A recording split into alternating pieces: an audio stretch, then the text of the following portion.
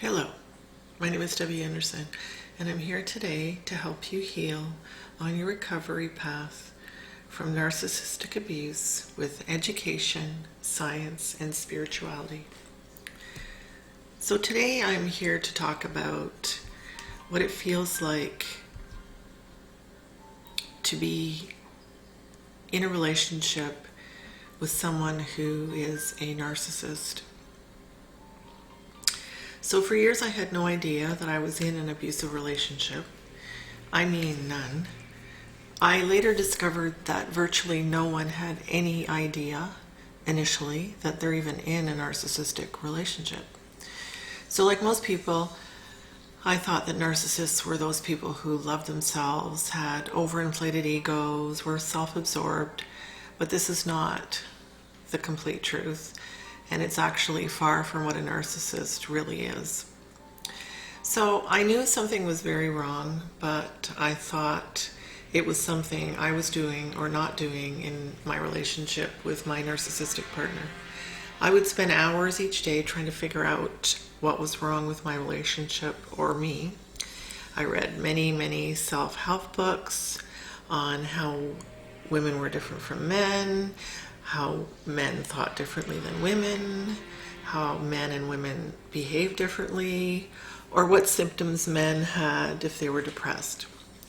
I read books on how to love myself, how to love my partner, what our love languages were, but not until I picked up a book called Why Does He Do That?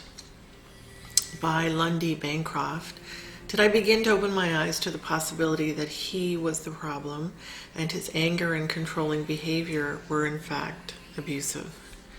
I began to identify some of the painful feelings I was experiencing in the relationship, but I needed help with this from my therapist and my close friends. These were actually the first steps on my healing path that I had. I had different feelings depending on where I was on my journey to healing. So here are some of the feelings that I experienced, which I'll share in hopes that it may be of some help to you. So the most pervasive feeling that I can't forget, which was agonizing and overwhelming, was the intense loneliness I felt. I had a busy life with my full-time job, caring for my 2 young children, and time I spent with family and friends, and yet I felt incredibly lonely. I felt lonely because he was unable to identify my needs or my feelings.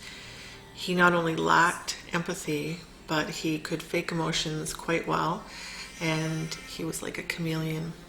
Narcissists have a very great ability to hide themselves behind a mask, a false self, and the closest a narcissist can get to feeling anything is what is called a narcissistic injury, which is the rage and the despair that they feel when a person criticizes them or poses a fake or real threat to their excessive sense of entitlement and superiority. No wonder I felt lonely.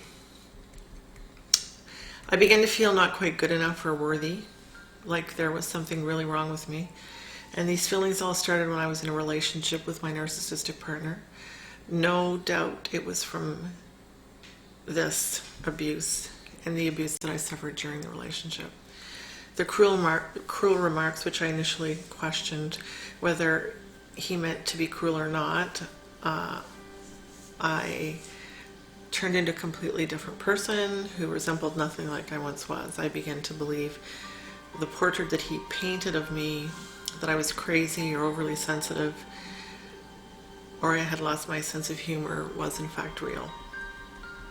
Looking back, I couldn't put my finger on why I felt sad most of the time during our relationship. Not feeling quite depressed, but a low level of unhappiness, which no matter how I tried to shove it away or feel happy, I couldn't. It would probably be called Melancholy if it was another generation. So initially I thought I had found my soulmate when I met him. I thought I could not live without this man. And when our relationship began, I believed he was my Prince Charming. But my true happy ending actually laid in the realization that he never existed at all. I eventually discovered to my horror that he never understood, heard, or validated me in our relationship because he was a malignant narcissist. it was all deception. He was a lie, and so was my life with him, and I felt completely betrayed when I found this out. I also remember somehow feeling I'd gotten stupid. Well, of course, I didn't lose my intelligence, and I know now this gradual, subtle, and not so subtle, critical and controlling behavior, covert and overt put-downs through his manipulation and verbal abuse, made me feel as though I was losing my mind. And I somehow believed that the abusive behavior was not real by minimizing, denying, or rationalizing the abuse.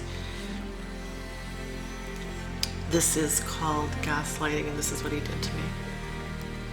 I describe myself as feeling confused a lot during the relationship with my narcissistic partner, and I couldn't decipher and confirm my confusing reality in any meaningful way because I had no understanding of what narcissistic abuse was. This made me doubt myself all the time. And of course, my narcissistic partner would take advantage of this because most of society would not believe me or anyone who vocally states these things.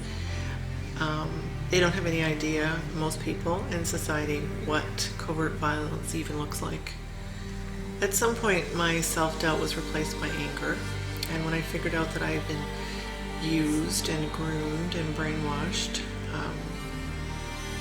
it was a very difficult and enlightening moment. When I confronted my narcissistic partner with anything, he would turn it around or twist it. Anything that I would have said, in fact, and he would blame it on me. Then I would feel bad instead of mad at that point. But later, I did get mad. I realized that my anger helped me, but that only took me so far, and it was essential to my healing process, but it didn't bring me to the peace that I wanted so much. What it did do was bring me self-respect, and I realized that I deserved so much more than this man and this narcissistic abuse. One of the most profound feelings I had during the relationship was when I realized at some point how controlled and trapped I felt.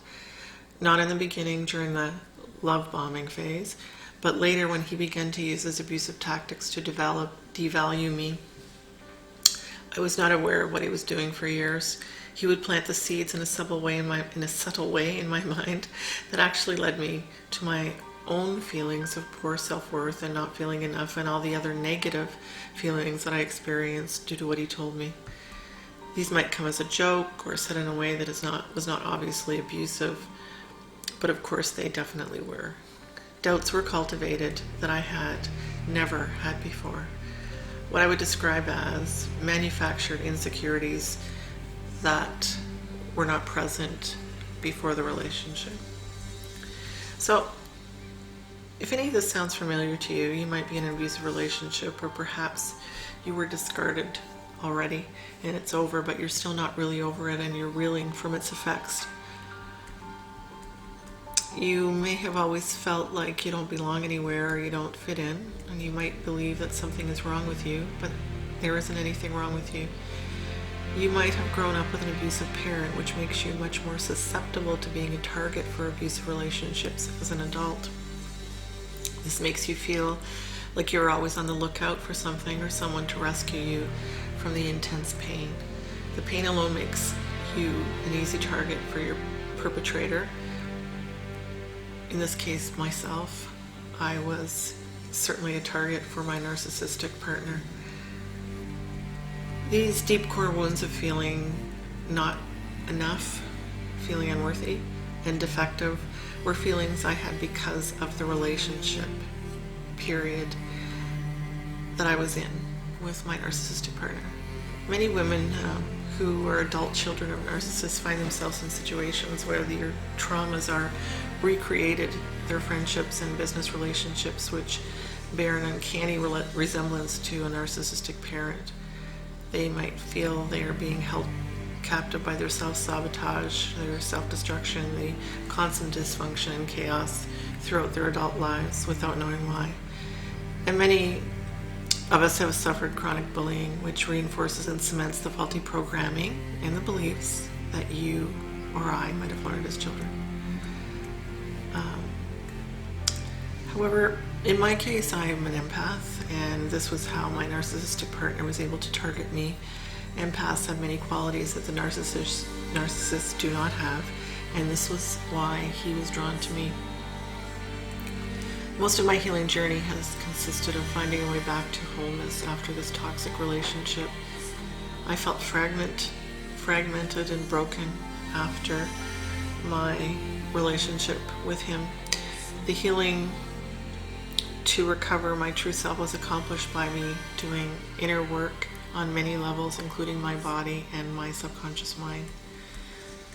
So if any of this sounds familiar to you and raises red flags, you may be in a relationship with a narcissist, or perhaps you were in a toxic relationship in your recent past, or perhaps it was a long time ago and you've never understood what it even was, or why you still feel stuck somehow in your life.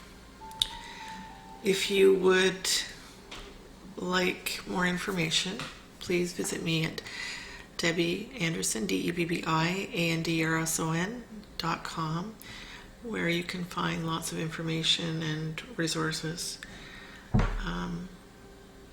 You can learn how to heal from your narcissistic abuse and know that you can heal. I have, and become the woman that you're meant to be. You are a powerful warrior.